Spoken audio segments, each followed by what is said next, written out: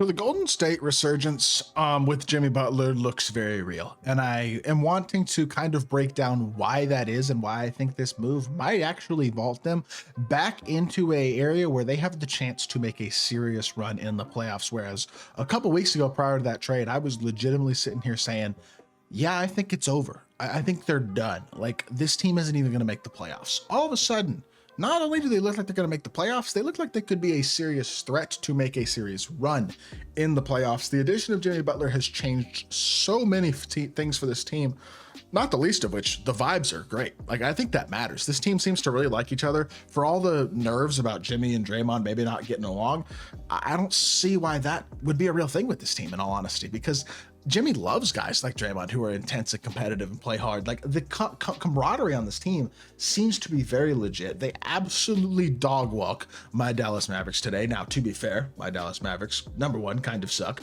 Number two, did not play very well today. And number three, have no centers. But at the same time, it was extremely impressive performance. In 29 minutes, Steph scores 30 with 7 assists, a plus 14. Jimmy was a plus 28. Brandon Pajemski goes for plus 30, 13 rebounds today. Had himself a heck of a ball game, getting a lot of contributions from a lot of different guys. And they're doing all this with no Jonathan Kuminga as well, who again, I think provides a lot to this team and could be a real force when he comes back. I love the Draymond at the 5 lineups. I think that's a great starting lineup and a great closing lineup to really get off to a hot start and close games effectively as well. And they did exactly that today. We're up 15 at the end of the first quarter and 17 at the half against the Mavs. And then again, pulled away in the third quarter when that starting lineup was in. Really impressive stuff from Golden State today, and kind of a demolishing of a Mavs team that, look, is pretty good, but again, has no centers. With that being said, the biggest thing that I think has changed things for the Warriors as of late, since acquiring Jimmy in his 5 games, or in his 6 games as a Warrior, they are 5-1, with their only loss coming again to Dallas in a game where Kyrie played incredible.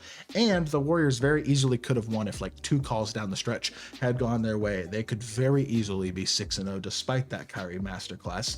And the honest truth is, Jimmy Butler, despite not shooting the 3-ball well at all as a Warrior, is averaging 20 a game, and most importantly, he is shooting almost 10 free throws a game at a super high clip. That is extremely valuable and something the Warriors just did not have all year. And I'll get into those free throw numbers here in just a little bit more, because I think that is a huge part of unlocking this team offensively. But also, Jimmy provides that dog on the defensive end of the court that's going to help to upgrade that end of the court as well. And really, that end of the court has been missing ever since DeAnthony Melton tore his ACL early in the year. The Warriors just have not been all that good of a defensive team. And look, Pajemski's got to be better as a whole this season. Only 31% from 3 still, but he played great today. He's been playing better as of late as a whole. So if he can be a real contributor, that's going to be valuable. I actually like Quentin Post. I'm not super confident he's a real playoff big, but he might be. We know Kevon Looney's going to turn into Kevon Abdul-Jabbar when it comes to the playoffs, and he's going to have 12 points and 19 rebounds like he did in 2022. He might not do that anymore, but he's a guy who I think has that playoff experience and repertoire where you can kind of trust him. Moses Moody's been a 38% three-point shooter this year and is a real contributor to this team, who I think is a valuable rotation piece. And again, adding Kuminga back, who's averaging 17 a game and provides that rim pressure ability as well, while also not being a total liability as a shooter, is really valuable. Now, are the Warriors going to have to stagger minutes at times so that it's not a lot of Draymond, Kuminga, and Jimmy sharing the court at the same time? Yes, I think that's going to be a real thing. But the honest truth is, this team is not an extremely efficient 3-point shooting team. And that's why it's so important for them to have real rim pressure as well, because that, number one, opens things up for their shooters. I think having a guy like Jimmy, who is able to be such a shot creator for himself and such a threat offensively, takes a lot of the load off of Steph so that he doesn't have to do everything all night, every night. And that gives him the opportunity to have a 16-point third quarter, or have moments where he can go for a flurry and make big plays and put them in position to win, as we've seen a couple times already since they added Jimmy.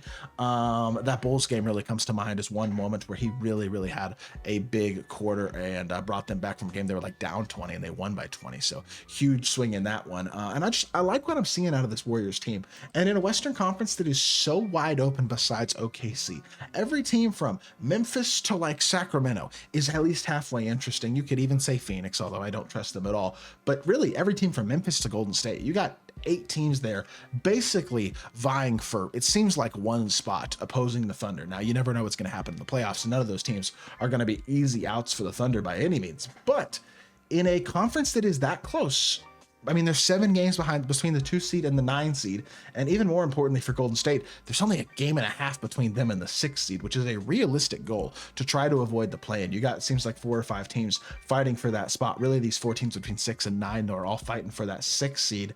The Warriors feel like they have a real chance to get it. Again, they're 5-1 in their last 6 games, and they're playing great basketball. And the numbers defend it. For the season, the Warriors defensively, a 112.2 defensive rating, 10th in basketball, and an offensive rating near the bottom of the league at only 18th best, which gives them a negative net rating for the season. And this is going up until February the 7th. This does include their 12-3 kind of fluky hot start to the season as well. I didn't take that out. If I had, the numbers would be a lot worse. But since getting Jimmy, and this is what has been so huge for this team, they are now the 4th best defensive team in that stretch at a 106.8 net defensive rating, which is elite, and offensive rating, which again, small sample size, it's a little bit skewed by some of these other teams playing great offense as of late as well. They're at a 120.8 offensively, which for the season would be right there with, and maybe actually as the best offensive rating, 2nd best offensive rating behind Cleveland on the season in basketball. They've been elite defensively and elite offensively over the stretch of basketball, and that's the type of thing that feels sustainable now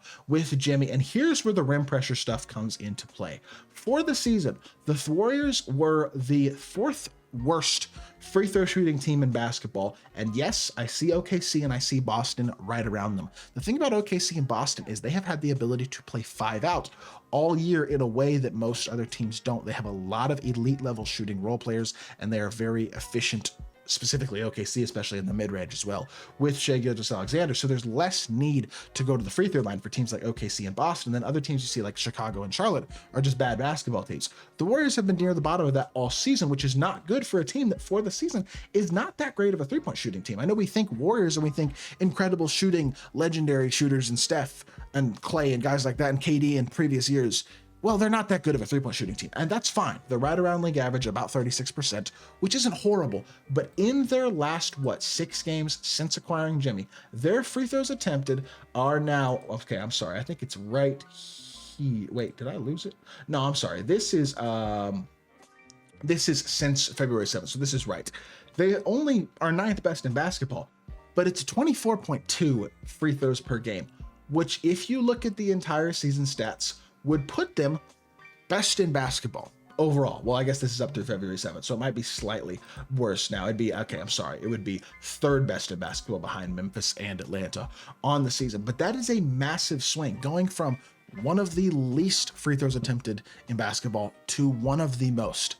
Just through the addition of Jimmy Butler, it has been a massive change for this team and has unlocked their offense by being able to actually attack the rim at a high level in a way that they have just not had the ability to whatsoever this year. I think adding Kuminga back into this gives you yet another guy who's a rim pressure guy, and now that the stress is taken off of him in a lot of ways offensively with a guy like Jimmy who can fill that role, it allows him to be a little bit more free, maybe be a little more impactful defensively, a little bit more confident on the offensive end of the court, a little bit less attention paid to him as well.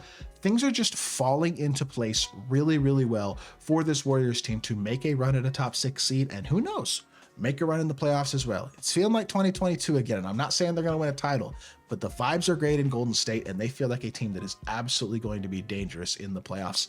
And I'm excited to see what happens over the rest of the season with this Warriors team, provided that they can stay healthy. So with that being said, that's going to do it for the video. I hope y'all did enjoy. If you did, make sure you hit that like button, leave a comment, and subscribe. I'll be back with more NBA content very, very soon, and I appreciate y'all. Peace.